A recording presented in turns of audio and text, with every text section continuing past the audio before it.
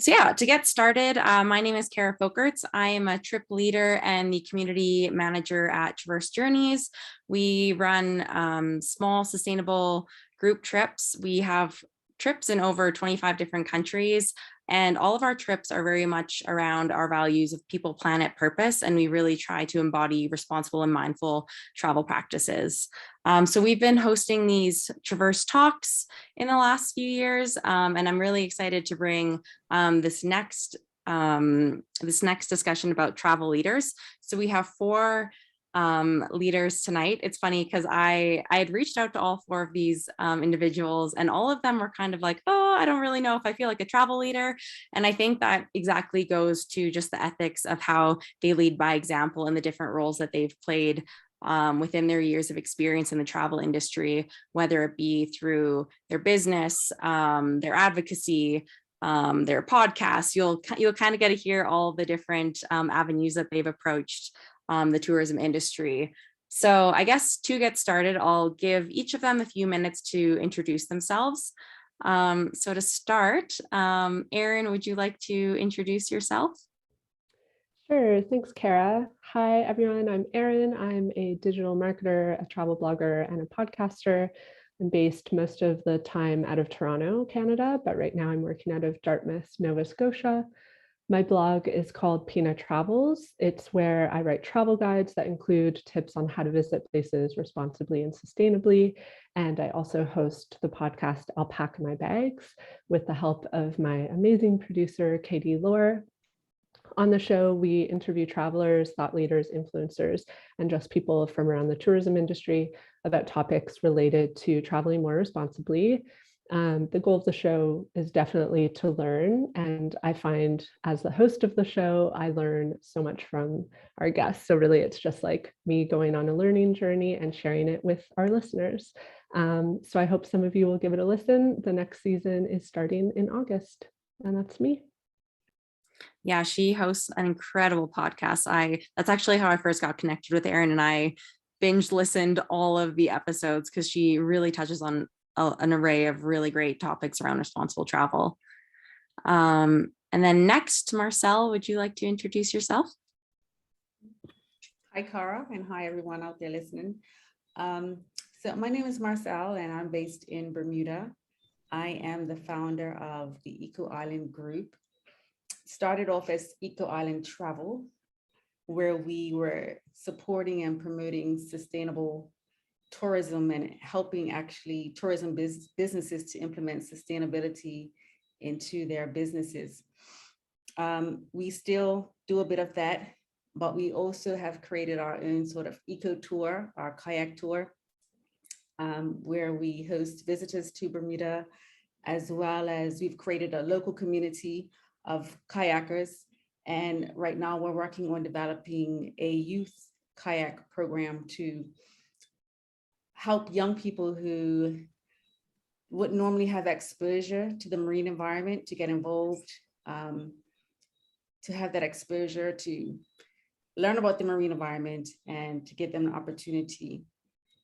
So that's me in a nutshell. Incredible. Thank you. Ali, would you like to introduce yourself? Hi, everybody. My name is Ali. I'm based in Tehran, Iran.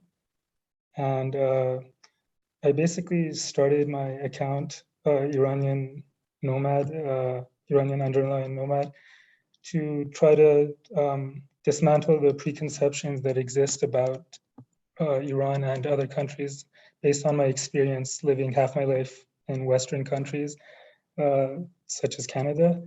And so basically what I try to do is I try to educate people while I'm traveling. And I go into a lot of details about historical details, cultural details. And I'm also a member of another account with two other people. It's called Decolonizing Travel. And the goal with that account is kind of the same, but it's more like straight to the point, and it discusses all these different issues that arise from people traveling irresponsibly and the colonial behavior that they're continuing to have while they're traveling. and we're trying to kind of get people to look at the way they travel in a different way, and like have a bird's eye view of themselves while they're traveling. So that's pretty much. Amazing. Thank you. Yeah, I found him through Instagram, or Ali through Instagram, and I have loved all of the stuff that you've been putting out. It's very informative, and I think you have so much to say. So I'm excited to have you tonight. And then lastly, we have Harry. Hey y'all, I'm Harry. I'm the CEO of Offbeat Travel. We're a small destination management company out of the Dominican Republic, Costa Rica, mostly. And like Ali was mentioning, we would like to say that we're at the forefront of decolonizing travel by ensuring that decolonizing travel and creating equity in the travel industry by ensuring that as much of the design, implementation, and economic benefits of travel stays in the community that we travel with too. So I'm Dominican American, but I live in the Dominican Republic full time, and my entire team is for the most part Dominican. Same thing with my partner in Costa Rica, locally owned and operated business. We try to work mostly with locally owned and operated businesses.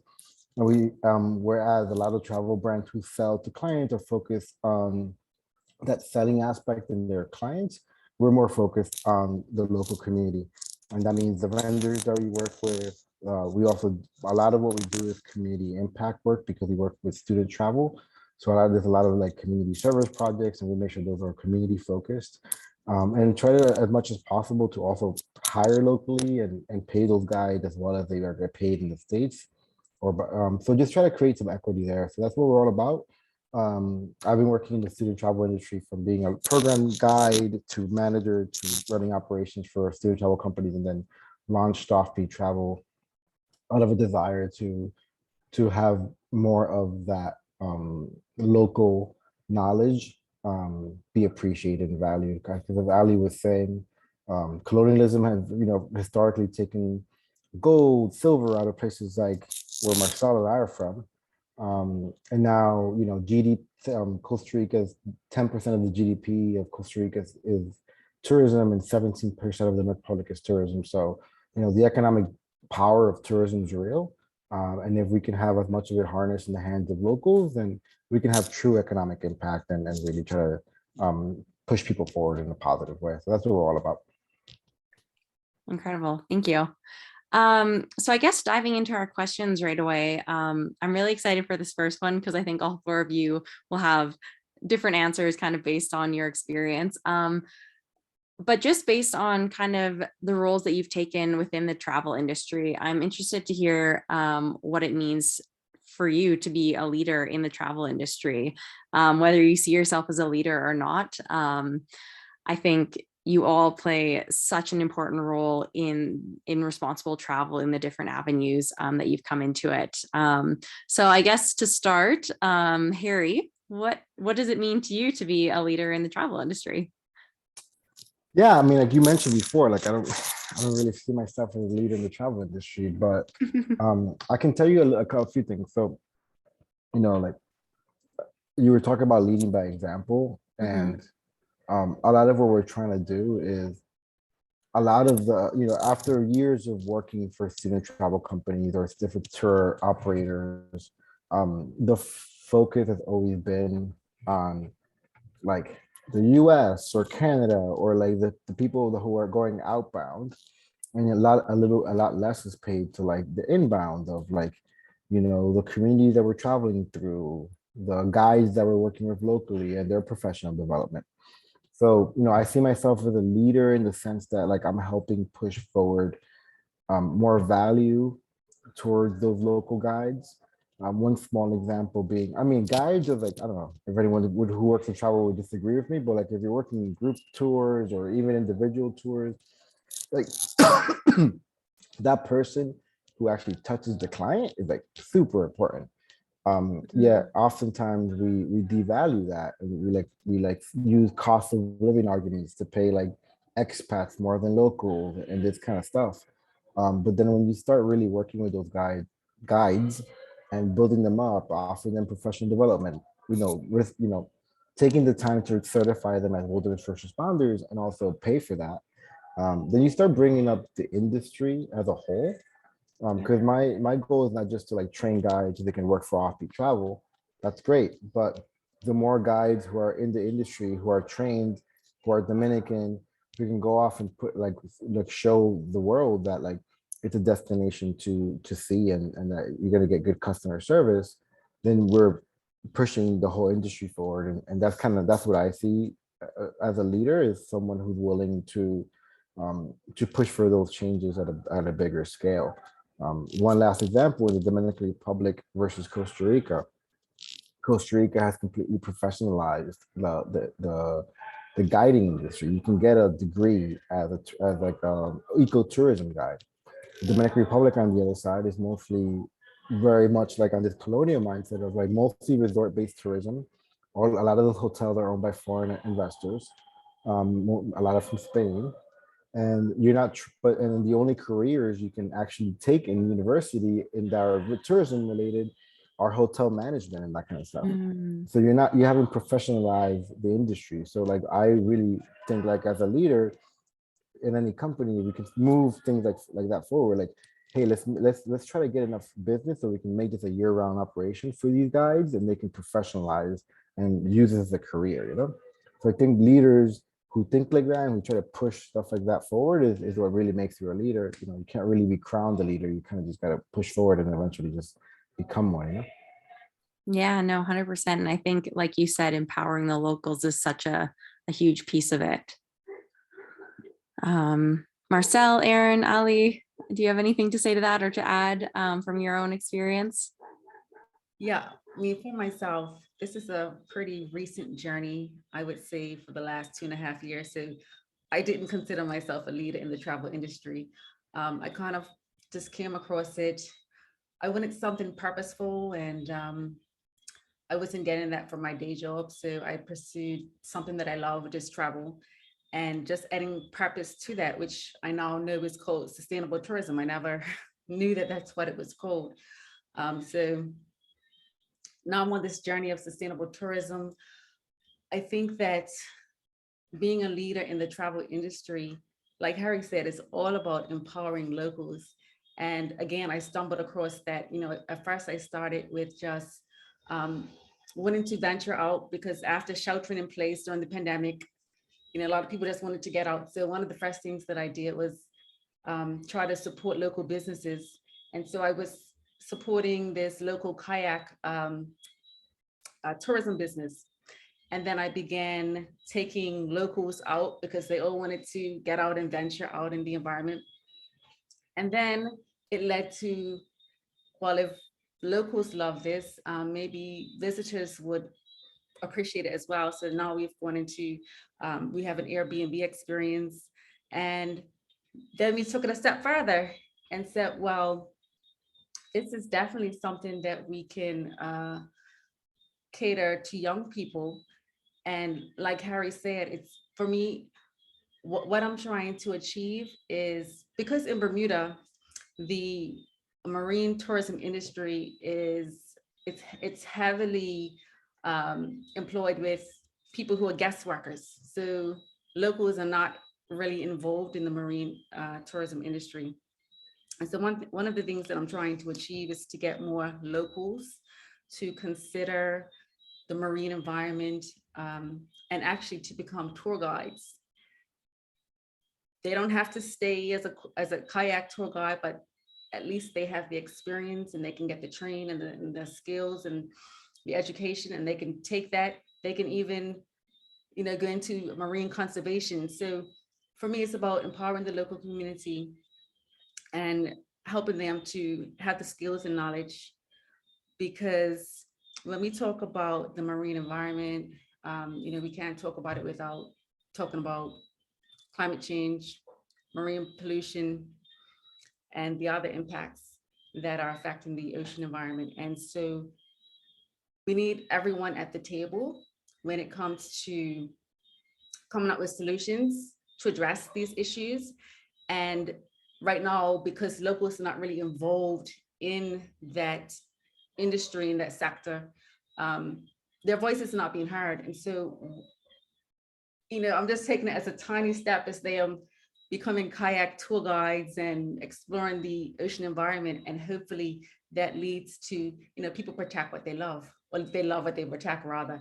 And that would lead to more involvement of locals in ocean conservation, having the voices heard in climate change preparedness.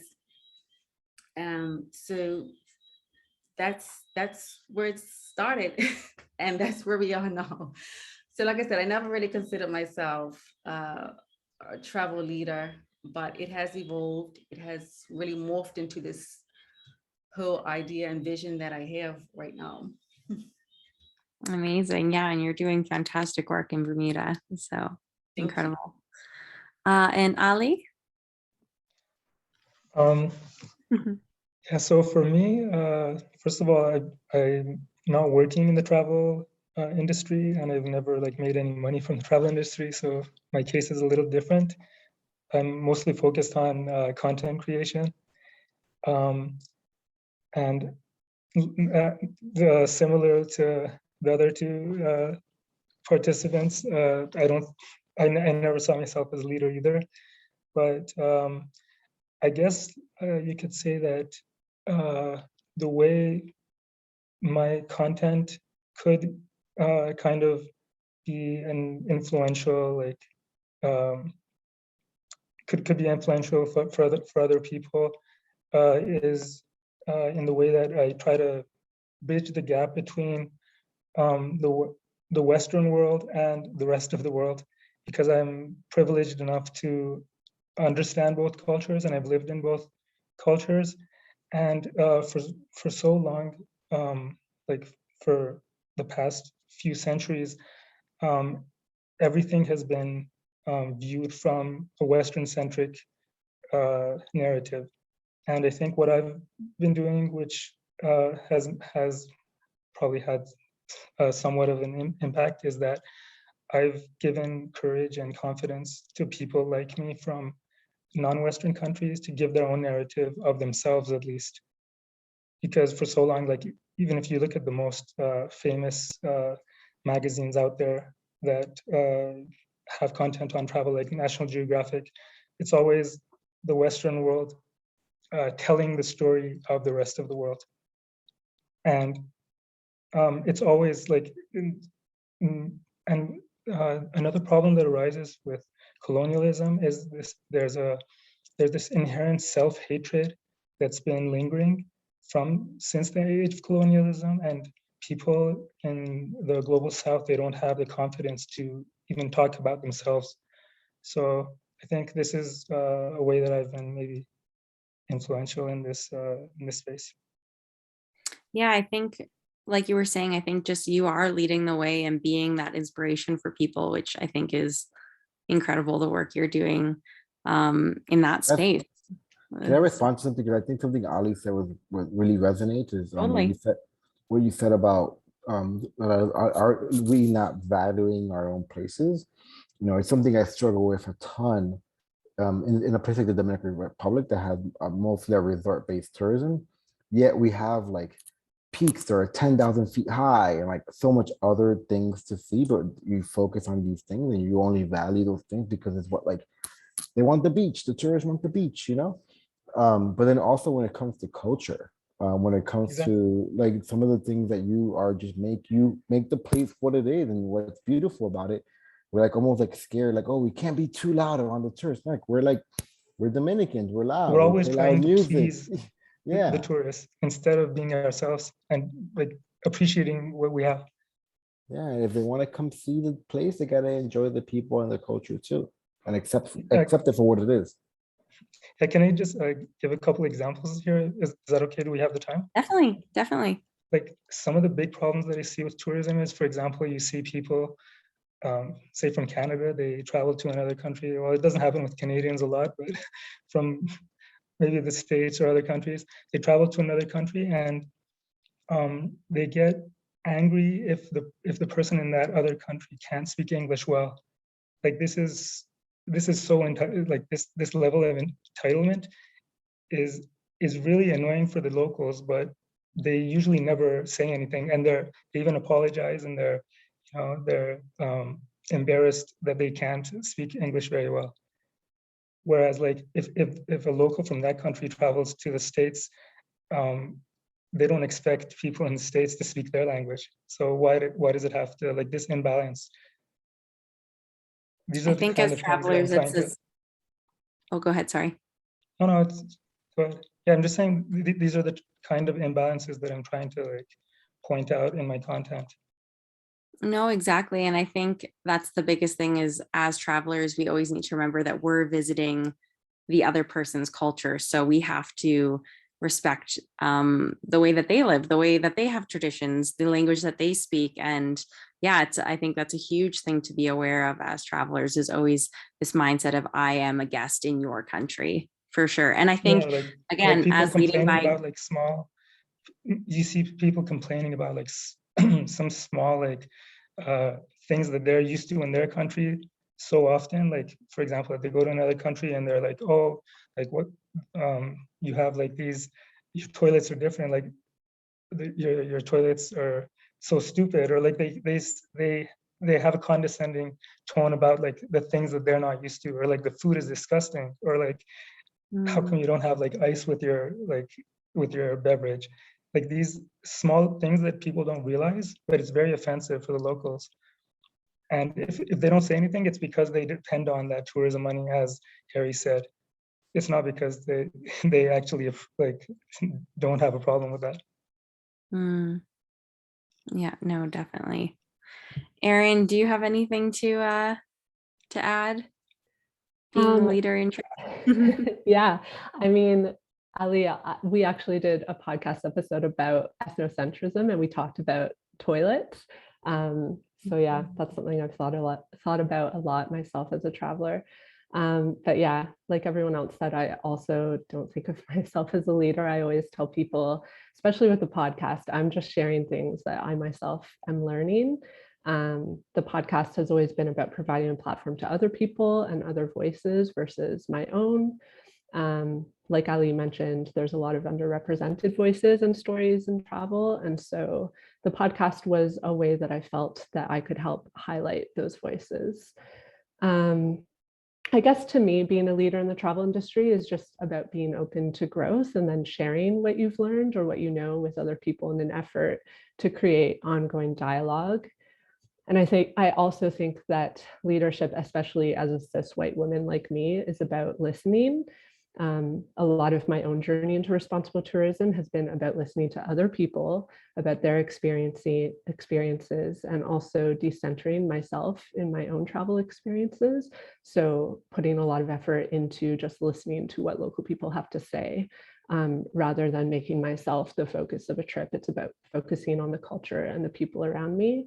And I think as a cis white woman, that's really important if you're going to be leading in the travel space, because white people have been in the center of travel for too long now. So I think it's time to pass the mic. Yeah, that's me. 100%. Thank you. For our second question, this definitely falls along with what we were talking about. But as leaders in this space of travel, what do you see the importance of leading with these high ethics of responsible travel? Because all of you have backgrounds in very mindful, responsible travel.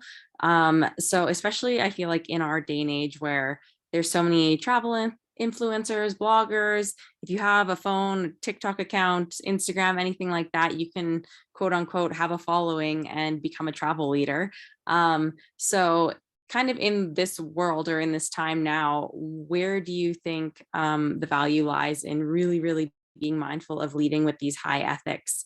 And feel free to address any issues regarding diversity, greenwashing, over tourism, or kind of anything that comes to mind. And feel free, whoever would like to jump in first with that question. I think that Erin touched on it nicely in that, and I hope I got it right, but when she had mentioned, the purpose about travel is going with an open mind and being open, and learning about the destination that you're going to,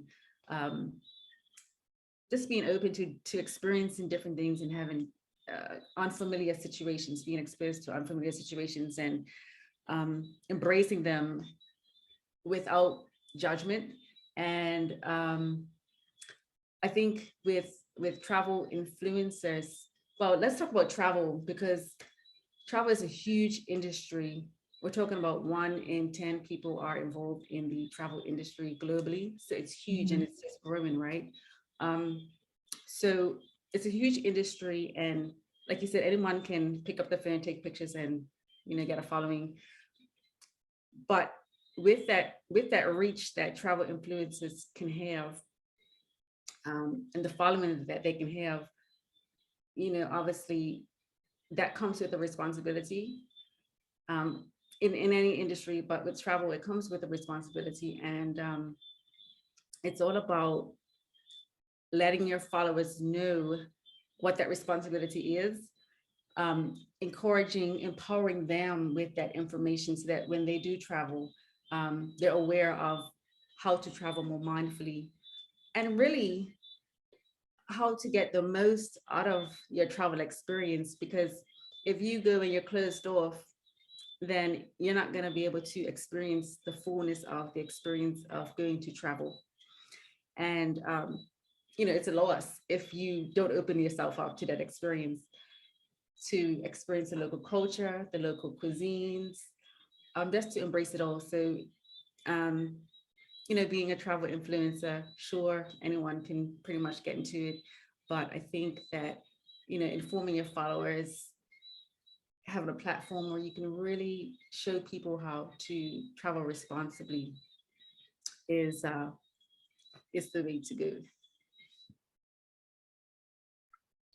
Yeah, definitely. And I think touching on what you were saying, and along with what Erin was as well, I think this idea of, regardless if you're a leader or a teacher or anything, just always reminding yourself that you're a student as well, and like a lifelong learning, just continually knowing that you could get things wrong, and being okay with that, and just knowing that that's part of this learning, and continually listening and getting this knowledge, as both you and Erin were saying. Yeah, and it's a super tricky balance between like wanting to like show people the beautiful places that you've been to and you want other people to see, and doing that in a way that's appropriate and respectful of the local environment and the local people. One small example, I went to this beach called Playa Rincon in Samaná in the Dominican Republic a couple months ago. And it was literally called Playa Rincon, I think the corner. No one ever goes there. But like a group of influencers really liked that beach all of a sudden and posted it. And there was an uncontrolled flocking of people to that beach, to where the day I was there, usually you see 1 or 2 cars. I saw like 50 passenger buses.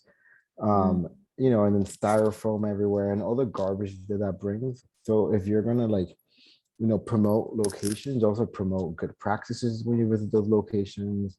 Maybe recommend the kind of tour that people should be doing there in those places, and the size of them. But like also kind of like responsibly show those destinations in a way that doesn't create more problems, specifically around garbage. It's just a lot of that, and a lot of tourists, people just not respecting the spaces they're going to. Yeah, no, definitely not having the infrastructure, and that's where those over tourism and mass tourism problems definitely occur. And I think that's a huge part of tagging locations now and all things like that, where really being mindful of all those little things that you do have an impact in some regard. So definitely. Ali or Erin? I think something that travelers have to be very mindful of is just not having any preconceptions before they travel to a place. Because no matter how well you think you know a place, you can't know it as well as the locals do. And you can only claim that you know a place very well if you've actually been raised in that environment. So not having preconceptions, not judging what you see based on your preconceptions and based on your own background, and always doubting yourself before you give an opinion, especially like for influencers. You see so many influencers like give their own personal opinion about things or the generalizations they make about things they have absolutely no idea about, or they don't understand the culture, but they just give their opinion as if it's a fact. So I think these things are very important to keep in mind in order to be able to travel responsibly. And also just knowing your privilege, like when you're going somewhere, just the fact that you can travel is a huge privilege, and respecting other people that don't have that privilege. And I know it's hard, but like, and this is kind of hard to do when you're trying to sell to clients, but like pushing your clients to check their privilege. And like for us is kind of easy because we work mostly with student travel. So we, they're coming for a learning experience. So we can really check their privilege. But like even when we run adult travel programming and they want to like go to certain locations, we're actually like, I really don't think that's a good location to go to for X, Y, and Z reasons. Like kind of pushing back on people a little bit when you're in a selling process so that you're not selling something that you don't really think they should be doing. Yeah, no, definitely. And I feel like that can be a hard, especially I guess for you, Harry, being in that situation where you are leading this company and trying to bring people to have these very immersive experiences. And when clients come, they want that. So they want to do what they want to do. And if they're bringing money, then they're like, well, if I have this, then like I have this money, so I should be able to do this. But it's really trying to take a step back and be like, okay, how can we approach this mindfully? And that education piece comes in. And I think that's such a big part of being a leader, and not necessarily telling someone like what they need to do, but again, through the example, through the practices that you do, letting them kind of come to that realization. And yeah, no, definitely. And Erin, leading with responsible practices. I guess like my perspective is mostly coming as a blogger and someone who's on Instagram.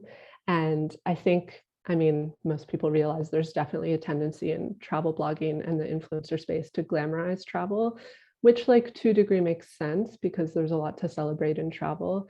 But I think that these narratives can make it really easy to overlook the problems and the harms that are associated with travel, like over tourism, impact of carbon emissions, also like just the lack of diverse representation in travel media. And something I'm noticing more bloggers talking about now is just the way that we talk about destinations. A lot of language, especially of the past, has very colonial undertones and can perpetuate really harmful stereotypes. And then that just sets people up to go to a place and carry those stereotypes into the experience with them.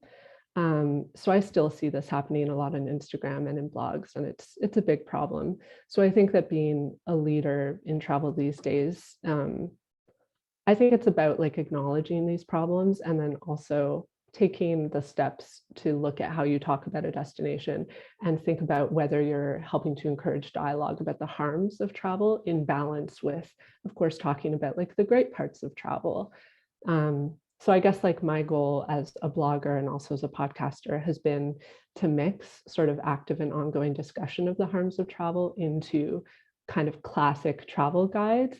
And this like has been a strategy for me because my goal was to like capture just casual travelers who are Googling like, oh, I want to go to Portugal. If they land on my blog, like they're going to read about Portugal, but they'll also read a whole section about the culture of Portugal, how to be responsible there, and just like various tips about sustainability and responsible tourism. So that's been my approach. Maybe I'm too much of an optimist, but I really believe that if we get more people, especially just casual travelers, to think about these issues and consider them, we'll start to see more dialogue around them, and it'll sort of like naturally result in positive change. No, I think that's exactly it too. And I think all of you, again, this piece I keep saying, leading by example, the people who want to learn about responsible travel practices are going to look for it.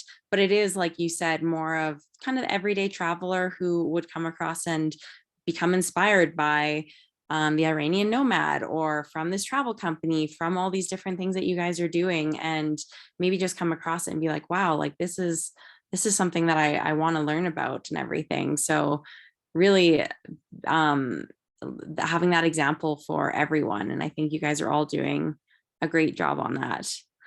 And then kind of diving into one of our last questions, based on all the different avenues that you've approached coming into travel, whether through your own personal experiences, through work, through all of this, how have you created kind of your community or your brand or voice, regardless of kind of how you want to coin it, as a leader in the travel industry? Would anyone like, Marcel? I think that Instagram is a great place to start. And that's where I got my start on Instagram and started sharing about responsible tourism and sustainable tourism. And then with creating community, what I found that worked was creating a group. I don't know who has a Facebook group, but that was very effective. If you haven't, you should really consider it because creating a Facebook group, you get to actually capture those persons who all have similar interests, and it's quite easy to capture that. And so I hope I'm answering your question, Cara. I think I'm going off on a bit of a tangent, but creating that sort of community in that group. And then I've been able to create, like I said, this whole local kayak community. Everyone has this similar interest, so that was pretty straightforward. As well as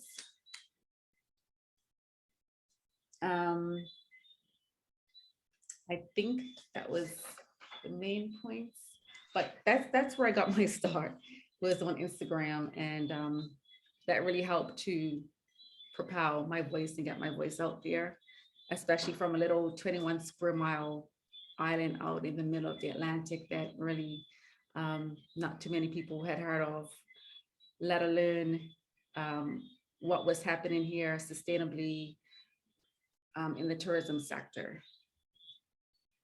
Incredible. No, thank you. It's crazy what the power of the internet can do with connecting people. Ali, would you like to go next?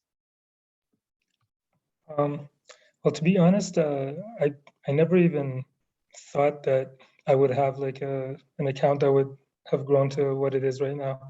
And I was actually scared of having a lot of followers, and I still am. This is actually the first time I'm showing my face anywhere, which is kind of weird. But because I always wanted to like center my content on the content itself, not myself. I didn't want to be like a travel influencer or anything. Mm-hmm. And so I don't know how, I don't know like how to talk about creating community, because I don't know how it happened. It just did. I guess mostly like people just shared my content. And that's what happened. And I think too, that I'm goes only back. active on Instagram too. Yeah. I don't have, I'm not active on any other platform. So. And I think that goes to just the value in what you are putting out there, and the words and kind of the experiences that you're sharing. It just naturally has brought a community, because I think there's so much value. I mean, even just personally, what I've learned through the time that I've spent on your Instagram, I think you have so much good stuff to share. And I think that naturally has just attracted a really big community who wants to support you and just support the project of you speaking and giving light to the community and the tourism in Iran, which, yeah, you're doing a fantastic job. Thank you. Aaron or Harry? I'm happy to go. Yeah, I similarly to Ali, like I was kind of just trying to do what I wanted to do, and I think it resonated with others. And people like kind of like when I actually found Ali's Instagram a long time ago when I was trying to develop our mission actually, and same thing, just gravitated to his content, and people have gravitated to our mission in a way that has created like a bit of a spark around us. So just to get, for example, ours has been mostly word of mouth, to be honest, and networking, and mostly on LinkedIn, because we're more of a business to business model. But when people speak about when people speak about offbeat, they tell me like, oh my God, we're so behind what you're trying to do. It speaks more to the cause in itself. It speaks more towards the need for equity. It speaks more towards the need for sustainable travel. It speaks more towards the need for decolonizing travel and creating and putting a focus on the locals. I think those are things that they are actually the powerful things that people are getting behind. And we're just simply conduits to that. And we're like putting it to voice. And people gravitate to that because that's what they want. And because no one's been saying what they want before. So people are really getting behind the mission. I'm actually kind of scared, like Ali was mentioning, because we haven't started any kind of like digital marketing or email marketing, and like a lot of the things that you kind of like are what you do to start a company. We've basically gone off our mission, and like people really buying into who we are on a personal level, and it's going well so far. So I'm kind of scared about opening the floodgates, to be honest. I think again, just that organic growth based on your mission it just speaks volume to what you guys are doing. So, and we actually connected on LinkedIn. So just naturally, again, the organic connection. So that's cool. And Erin? Yeah, similar to what everyone else here has said. I honestly, when I started the podcast, like I didn't expect anyone to listen. I don't know how it happened. It just, people started listening. I think because podcasts are a bit of a newer space, there just isn't quite as much content. So it was a little easier for people to find our podcast. But over the years, it's been 3, maybe 4 years now, it's really grown into community. And it's something that I really love about making the show. I always tell people I make this show for our listeners, truly, because I talk to so many of our listeners, like sometimes on the daily. There are listeners who've been listening now for years who have dialogue with me about every single episode that we put out. And that's one of my favorite parts about making the show. And I don't know, I think like my producer and I have definitely put a lot of effort into making it clear that like we're open to talking with people. We've always wanted the show to be about dialogue. We don't want to be talking at people. And so, yeah, we always take care to respond to messages and let people know that like, we're happy to be your friend. We're not just like these podcasters somewhere far away. We genuinely like being friends with the people that listen to the show. So we try to make people feel like they're involved. For example, like often people message us and say, oh, can you do an episode on this? Or could you get this person on the show? And we always do our best to make that happen. Yeah, so I think that like for the podcast, at least being a community has just been about like making sure there's open lines of communication and letting people know that like we're about the dialogue. Yeah. Amazing. Thank you. And I see Lisa, you wrote in the comments too about her blog and Instagram, and I'll definitely plug in the podcast again because I'm obsessed with Erin's podcast, and it'll definitely, my plan after this call too, is I will actually be sending an email to everyone with all 4 of our panelists links to their companies, to their Instagrams, to their podcasts and everything. So you guys can look at them.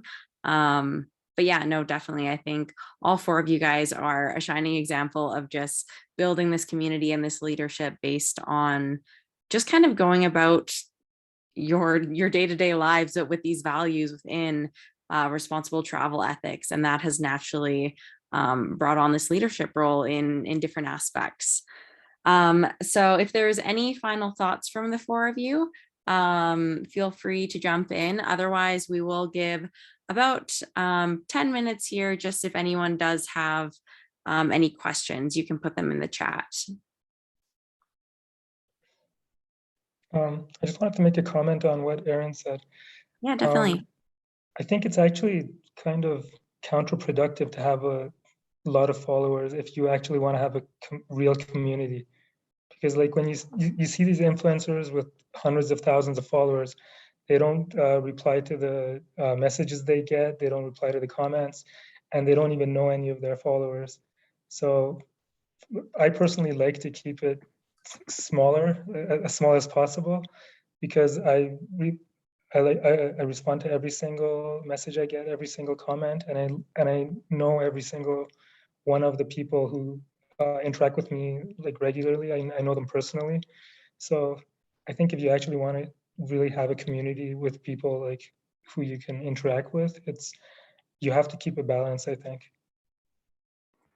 And I think it goes back to what we were talking about, having that value-based system in how you approach these situations and approach travel and approach community and leadership, and really having this high ethics and values in how you go about things. So that's, yeah, fantastic. Anyone else? Any questions? Jean, is there a certain age group from the US that feels so entitled that everyone should speak English and other social expectations? I don't think I don't think it's a specific age group. You know, I work a lot with students and they expect it, but then adults expect it. I mean, I actually had an interaction with this early today. We were running a drill down the beach, and another guest who was staying at the same place we are staying was a little perturbed what we were doing, and was like yelling, kind of like not yelling, but like angrily telling us to get out of the way in English, and then got really frustrated when everyone responded in Spanish, which is where we were. And then I went over, I spoke to her in English now, and I talked to her about it was just like a very frustrating situation. Um, it's kind of like it's a privilege to me. It's an assumption that you're so used to being catered to in so many different places that it becomes an expectation. So it's kind of a really hard thing to break because a lot of the infrastructure, like you go to any airport that, like the announcements come out in English for you, like, like, but, if you're like Thai and you're traveling to Berlin, you're really lost. No one's speaking Thai to you. But we cater to like, US English speaking because of the prominence of Western culture across the world. And I don't know how to break that privilege, but it happens a lot. And it's not just language, it's a currency too. They expect everyone to accept dollars wherever people go, or euros. I mean, no, like there's a local currency. Like, companies will also hire local guides, independent contractors, and not like contribute to local taxes or local healthcare or local social security pension funds. All those kind of things like really, hiring. I'm a big proponent of hiring guides on the books in the country that they operate in, paying taxes, giving them healthcare, treating it like a proper profession, because you're really taking advantage of people. So there's all those things like that privilege that comes with like I'm coming, I'm the customer. You have to kind of like cater to me. Yeah, no, definitely. Thank you. And Jean has a question. Have you ever approached large travel groups about the possibility of adapting some of their trips towards mindful travel? I guess I'm the only one that runs tours, so I'll speak. Um, it's tough. I mean, at volume, I admit that it's tough to do, which is why I have the privilege of kind of having a local operation. I think, if your ambition is to turn a profit, it's hard to get that across. But there are other organizations, all the organizations that we work with, and they're all relatively big student travel companies. I could actually speak about one, which is like Rustic Pathways, which is one of the bigger student travel companies out there. They're very much willing to adapt to what we like, listen to us and like take our feedback. We tell them, we've really been pushing to hire local staff, and this year we're like there's mostly local staff.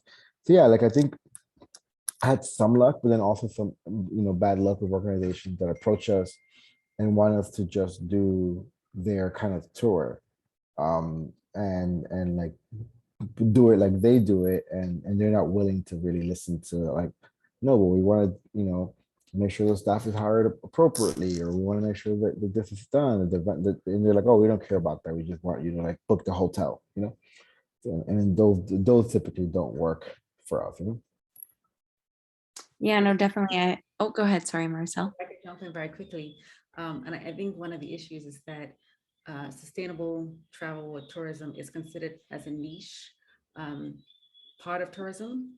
And I think once that it becomes more mainstream, which it should at this point, then I think people will become more aware of how to travel more responsibly, because right now, as people have said, it's that power imbalance, it's that privilege. And so it starts early on in the customer journey from the time they book that trip. The travel agent should be sharing different information with them and letting them know about how to travel to destinations and how to make more of a positive impact.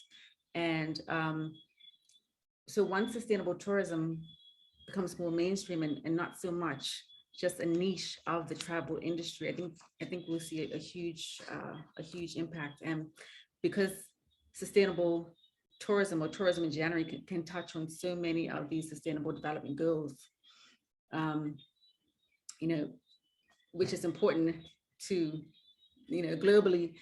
And because a lot of people don't know about the sustainable development goals, they just carry on as usual. But if they realize, hey, you know, we have to address climate change, we have to address ocean pollution, and if they can realize that travel can touch us on so many of those areas, then I think, you know, we can get travelers to get on board, hopefully.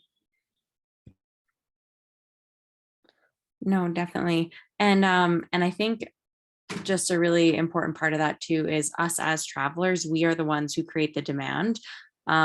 So again, it comes back to that education. And what are you asking for as a traveler? Are you asking for those resorts in the Dominican Republic, or are you asking for those more immersive experiences that are going to give job creation to the locals and empower the locals?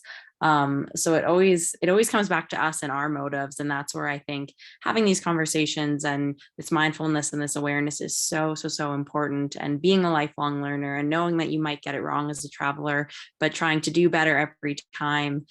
I think it really comes back to, our motives of travel and kind of what we're asking for as consumers. What I've seen from some travel companies is that they may not necessarily promote themselves as sustainable or conscious travel, but what they do is that once travelers book with them, they would send out some information about the destination, about you know, how to make a positive impact in the destination. So it's almost, like you said, the education piece. If people are not aware of what they're looking for, they won't look for it. And I see a couple of travel companies are doing that, sending out information to their guests pre-arrival, just to give them an idea of, hey, listen, you know, this is how you can make a positive impact. These are the critical issues that this destination is facing.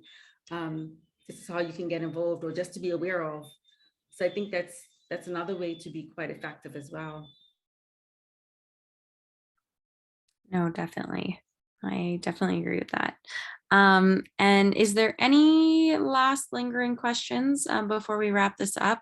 I see Jean, you did say you had a couple more questions, but it's too long to type. If you'd like to unmute yourself, you can. And otherwise, oh, there we go. Do we have enough time? I noticed that it's very short. We'll do one more question for sure. Okay. I'm recently retired and to travel, and I recently went on a group trip with a meetup, and I was dumbfounded on how my other travelers with me had no desire to meet anybody that was local, no desire to learn. I mean, they'd learn about, you know, the Parliament buildings and, you know, that kind of thing, but they barely wanted to, you know, get to know the people that they were traveling with. And that was just so sad to me, because my feeling is that if you don't go and travel and at least meet one person who lives in that area, what a waste of a trip, you know? And my thought is, what have you ever considered including, you know, getting like a group of locals together and having like a dinner with them at a place so that everybody can sit down and say, and that's just part of the trip. Nobody, you know, if people decide not to go, that's their choice, but I would think that would be an awesome thing to do. I think a lot of people that are of our mindsets would be like jumping at that chance to do that and sit down and try and communicate with the people that live there. I think that would be so cool to do. Anyway, that's That's what I want to say. Okay, thank you. Yeah, no, thank you. And thanks for all you guys are doing. So, well, thank you for supporting. And again, like I was saying, I think it really is the motive of the traveler and what you see as value and kind of the experiences you're looking after as well. So you're a huge part of moving that consumer trend into making these responsible and sustainable travel niches more mass tourism, I guess, or not mass tourism, but just kind of mainstream, as Marcel was saying. So thank you. Yeah, and Marcel, Harry, Aaron, Ali, any response to that or last lingering? Yeah, actually, I want to add to that, to what, I'm sorry, I forgot the name of the person who asked the question. Jean. Yeah, no, you're all good. What Jean just asked, I think as a traveler, the main, maybe not, I don't know what the word is. The main thing a traveler can do to get the most out of their trip, in my opinion, is to observe and learn instead of trying to just go and see a couple of things and take them off their list. Because I mean, if you just want to see a site, if you want to go to a country just to see a site, you could see the picture on the internet. You don't need to spend all that money and travel to a country to see that site. The reason you're traveling to a country, in my opinion, should be to learn the culture, like experience being in that country and learning from the locals, like learning why they're doing what they're doing, why their culture is the way it is, learning about their history and all this kind of stuff. Or else, like, what's the point of traveling in the first place, in my opinion? Yeah, I think it's changing that mindset from being a tourist or a traveler to kind of living like a local. And if that means going to the local coffee shop instead of the westernized restaurant at your resort or something like that, and just making those little decisions every day to immerse yourself further in the culture. Yeah. I'll just add, I haven't been on a lot of group tours. Admittedly, I've had an aversion to them because I really enjoy having downtime when I travel to just sort of sit around and observe, like Ali was saying. And I like to travel slow. The one tour I ever did was just so fast paced the entire time. I felt like I didn't have time to sleep or rest or just like really take in what was happening around me. And I also felt like kind of bubbled because I was with this one group the entire time. And because you're like socially engaged with the people in the group, I found like compared to my solo travels, there were less opportunities for me to like really chat with local people. Like on my most recent solo trip, like I was sitting in a cafe and just ended up chatting with these local people for an hour. And it was a conversation I wouldn't have had if I was sitting there with someone else. And so I've always thought like tours, if I was to go on a tour again, I would really love a tour that was really focused on slow travel and that had sort of designated times throughout the schedule where you're free to do whatever you want, maybe like 2-3 hours a day where you can just go off and wander by yourself if you like to. I think that would help a little bit personally, but I don't know. I haven't been on a lot of tours, so this is just me spitballing. Yeah, that's why I like traveling solo myself, because you don't have any plans. You can do whatever you want. Like yesterday, I was in a very remote area in the mountains. I was driving myself, and this local villager, farmer, he wanted to like get a ride, so he was hitchhiking, and I'm like, why not? So he got in the car and we got into a conversation, and he invited me for lunch. When we got to he said like, I don't have any money, and I said, I'm not asking for any money. I don't have any plans. So it's nice to have a conversation while we're getting to your village. And then, but like he invited me for lunch, and then I got to know like his relatives, and like just like that, all of this happened. And I was planning to go somewhere else at first, but then I ended up in a totally different place. And these are like the kind of experiences that I personally like to get out of a trip. Yeah, exactly. I think just staying open to the different possibilities of these experiences is huge. Yeah, being able to like throw away the itinerary, which is something we try to tell people, like there's ultimately going to be people who don't feel comfortable traveling on their own because they just don't do it as often. But what we try to do is like I think I might just start a whole like line of slow travel now, Aaron. I might have stolen that from you. But like we try, like people like love to pack too much stuff in and like, no, let's slow down. And just like the atypical thing, let's do like a homestay. Let's let's like go take a salsa class. Let's like long time, but not like with an instructor. Let's go to like a salsa club and just like dance, find people to dance with, like things that like sometimes like it's off-putting to people though for some reason. They don't want to put themselves out there. But if you have like local guides who can like make connection with the folks on the trip and bridge that gap, that's why I find those guides to be so important, because they can bridge that gap between like when you're on a group tour, between like the tour and like the locals, and like really start to mix those people into the locals more. There needs to be a lot of intentionality there, which is it's not there when you with most package tours. Yeah.